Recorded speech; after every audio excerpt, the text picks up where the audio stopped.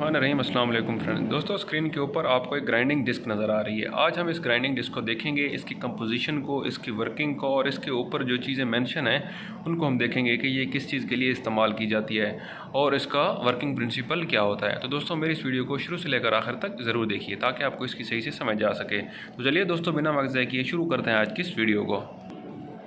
Friends देखें, अगर आप किसी जगह पर काम कर रहे हैं तो आपने ग्राइंडिंग डिस्क या ग्राइंडर का नाम तो सुना होगा। ये किसके लिए इस्तेमाल किया जाता है? स्क्रीन के ऊपर आपको एक ग्राइंडिंग डिस्क नज़र आ रही है। ये दोस्तों बेसिकली ग्राइंडर के साथ दो तरह की डिस्कें इस्तेमाल की जाती हैं। एक को हम ग्राइंडिंग पर्पज़ के लिए इस्तेमाल करते हैं और दूसरी को हम कटिंग पर्पज़ के लिए इस्तेमाल करते हैं। आज जो हम डिस्क को डिस्कस करते हैं वो है हमारे पास ग्राइंडिंग डिस्क। ग्राइंडिंग जिस तरह जो नाम से ज़ाहिर है कि ये क्या करती है, अगर हम इसके काम को देखें तो ये ग्राइंड करने के लिए इस्तेमाल की जाती है। मिसाल के तौर पर किसी भी सरफेस के ऊपर कोई एक्सेसिव मटेरियल लग गया है, मिसाल के तौर पर अगर हम किसी चीज़ के ऊपर वेल्डिंग कर रहे हैं तो वेल्डिंग के दौरान अगर हमारे पास कोई एक्सेसिव मटेरियल किसी सरफेस के ऊपर लग गया है तो उस एक्सेसिव मटेरियल को हम इस ग्राइंडिंग डिस्क के ज़रिए से रिमूव कर सकते हैं ताकि हमारे पास जो उसकी सरफेस है वो बिल्कुल फिनिश रहे। एक तो हम उसकी क्वालिटी को बेहतरीन बना सकते हैं और दूसरा उसके अंदर जो एक्सेसिव मटेरियल्स होते हैं, जो इसके अंदर जो एक्स्ट्रा मटेरियल किसी भी चीज़ के ऊपर लग जाता है तो हम उसको रिमूव कर सकते हैं इस ग्राइंडिंग डिस्क की मदद से।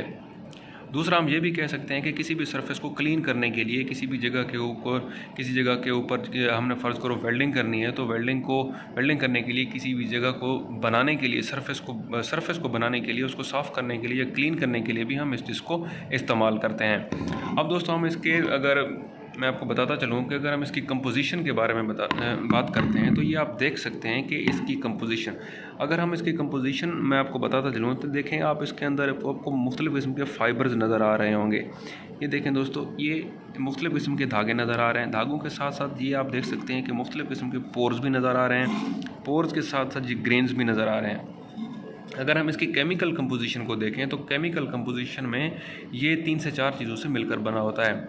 एक तो हम कहते हैं कि एक तो इसके अंदर एल्युमिनियम ऑक्साइड होता है, दूसरा सिलिकॉन कार्बाइड और तीसरा इसके अंदर कार्बन ब्रोन नाइट्राइड भी इस्तेमाल किया जाता है। ये इसकी केमिकल कंपोजिशन है, ये केमिकल्स इसके अंदर इस्तेमाल किए जाते हैं। जैसा कि दोस्तों ग्रेन्स, बोन्ड्स और पोर्स के बारे में मैंने बताया है कि ये मुख्तलिफ़ किस्म के आपको पोर्स नज़र आ रहे हैं। बोन्ड्स का मतलब ये होता है कि जो केमिकल्स मैंने आपको बताए हैं उनको हम प्रेस के ज़रिए मुख्तलिफ एक दूसरे के साथ बॉन्ड बन जाते हैं, जो इनके साथ जो सरफेस स्ट्रक्चर आपको नज़र आ रहा है उसके लिए ये इस्तेमाल किए जाते हैं। मुख्तलिफ़ किस्म की केमिकल्स को हम एक प्रेस के ज़रिए फिट करके इस तरह की हमारे पास एक डिस्क बन जाती है।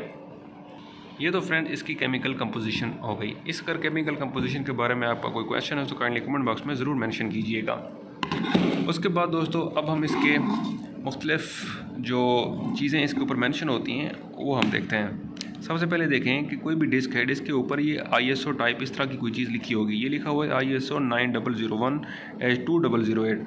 ये जो दोस्तों ISO 9001 से 2008 ये बेसिकली एक स्टैंडर्ड होता है, इंटरनेशनल स्टैंडर्ड ऑर्गेनाइजेशन है, उसके तहत ये चीज़ें बनाई जाती हैं। मीन्स कि कोई भी चीज़ किसी भी इन्वायरमेंट में काम करने के लिए कितनी ज़्यादा सिक्योर है, कितनी ज़्यादा सेफ़ है और किस तरह के वर्किंग इन्वायरमेंट के अंदर ये इस्तेमाल की जाती है, वो हमारे पास एक ऑर्गेनाइजेशन होती है, वो स्पेसिफाई करती है कि आपने इसको किस जगह और किस तरह इस्तेमाल करना होता है। ये एक बेसिकली स्टैंडर्ड होता है। उसके बाद ये आप देख सकते हैं कि इंडस्ट्रियल स्ट्रेंथ। अब दोस्तों ये लिखा हुआ है ग्राइंडिंग डिस्क DC AG7। और दोस्तों ये जो AG7 का मतलब ये होता है कि ये किसके लिए, हैवी ड्यूटी या हैवी पर्पज़ के लिए इस्तेमाल की जाती है, किसी भी ये चीज़ को ग्राइंड करने के लिए। उसके ऊपर जिसकी डायमेंशन लिखी हुई हैं 180 × 6 × 22.2 mm। अब ये देखें दोस्तों, या हम कह सकते हैं कि मुख्तलिफ़ किस्म की डिस्कें हम इंडस्ट्री के अंदर यूज़ करते हैं। ये जो मेरे स्क्रीन के ऊपर आप डिस्क देख रहे हैं ये दोस्तों 7 इंच की या 180 mm की ये जो डिस्क है ये इस्तेमाल की जाती है। इसके बाद एक छोटी डिस्क होती है जो 4 इंच की होती है, वो भी इस्तेमाल की जाती है। अगर मैं आपकी इसकी डायमेंशन मैं आपको बताता चलूँ तो अगर जहाँ पे इस तरह की 180 मल्टीप्लाई बाई 6 मल्टीप्लाई बाई 22.1, ये इसका मतलब ये होता है कि ये जो पहला फिगर होता है ये इसके आउटर डाया को शो कर रहा होता है। मीन्स जो 180 mm है यहाँ से लेकर यहाँ तक इसका आउटर डाया होता है। और जो दोस्तों 6 mm है ये इसकी थिकनेस को शो करता है, मतलब कितनी थिकनेस की ये डिस्क है। अगर मैं आपको दिखाता चलूँ कि ये आपको थिकनेस नज़र आ रही है, अगर हम वर्नियर कैलिपर या मीटर टेप के साथ मेजर करते हैं तो ये किस चीज़ की 6 मिलीमीटर इसकी जो थिकनेस होती है। और दूसरा जो है 22.2, ये जो इसका इंटरनल डाया होता है जिसके ऊपर ग्राइंडर के ऊपर हम इसको लगाते हैं, वो 22.2 mm का ये डाया होता है। ठीक है दोस्तों, इसके साथ मज़ीद इसके ऊपर लगाया जाता है कि ये मैक्सिमम ऑपरेटिंग साइड, जो हमारे पास जो ग्राइंडर होते हैं वो मैक्सिमम ऑपरेटिंग जो इसकी स्पीड होती है वो 8500 RPM तक हम इसको चला सकते हैं। जो मैक्सिमम जो हमारे पास ग्राइंडर यूज़ भी होते हैं उनकी RPM भी, उनकी स्पीड भी इतनी होती है। और मज़ीद इनके ऊपर बताया हुआ है कि आप उनको किस इन्वायरमेंट के अंदर किस तरह इस्तेमाल कर सकते हैं। ये ISO स्टैंडर्ड ने बताया हुआ है कि always use personal protective equipment and safety guards. आप इसको सेफ्टी गार्ड के ज़रिए भी इस्तेमाल लाजमी करना होता है, क्योंकि सेफ्टी गार्ड के बगैर हम इसको सिक्योर इस्तेमाल नहीं कर सकते। करना भी चाहें तो करते हैं, लेकिन वो बिल्कुल सेफ़ नहीं होता, उसके अंदर सेफ्टी नहीं होती। उसके मज़ीद वो बताया हुआ है कि handle and store wheels can care.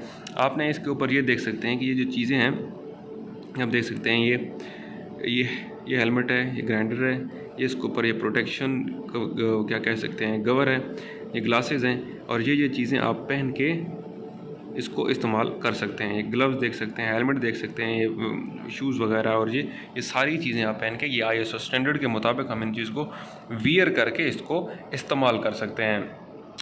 तो दोस्तों उम्मीद करता हूं कि आपको इस ग्राइंडिंग डिस्क के बारे में सही से समझ आ चुकी होगी। ग्राइंडिंग डिस्क हम रोज़ हमारे रोज़मर्रा की चीज़ों में, हम किसी की वेल्डिंग की शॉप में जाएं वहां पे हमें एक ग्राइंडिंग चलता हुआ नज़र आता है। इंडस्ट्री में जाएं तो किसी चीज़ को, सरफेस को स्मूथ करने के लिए, एक्सेसिव मटेरियल को उतारने के लिए हमें ये ग्राइंडर चलता हुआ नज़र आता है।